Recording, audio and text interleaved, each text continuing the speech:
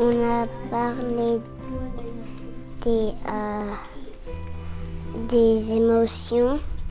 J'ai appris à réagir si par exemple j'étais témoin silencieux. Maintenant je sais quoi faire pour aider la victime. J'ai compris que le harceleur, c'est pas forcément la personne méchante, quoi. C'est pareil, il peut avoir des problèmes chez soi ou juste il se fait harceler, pareil. Du coup, je serais peut-être plus gentil avec lui, peut-être carrément devenir ami.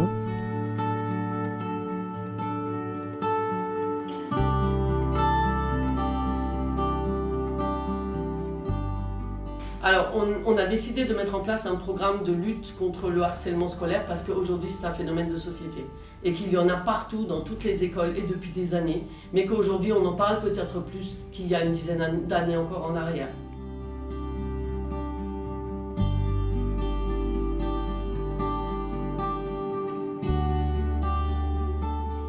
Donc ce qui nous a beaucoup séduit dans le programme qui va, c'est qu'il y a 3 livres, 3 unités. Chaque unité contient 10 leçons.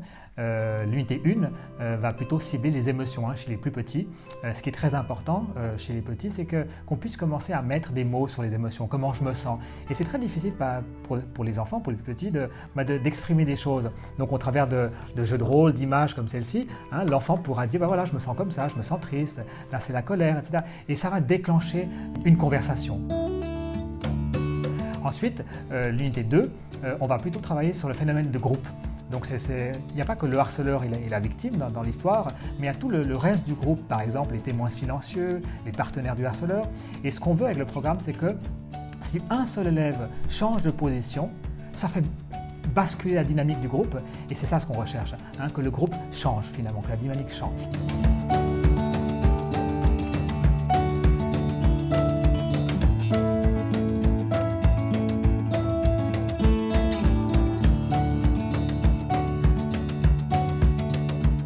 Ça a changé l'atmosphère vers plus de respect, dans la capacité à être à l'écoute peut-être de quelqu'un d'autre. C'est vrai qu'au niveau de l'empathie, ça s'est beaucoup développé dans la classe, même dans l'empathie fille-garçon, parce que parfois ils auraient tendance à être un peu clivés à cet âge-là.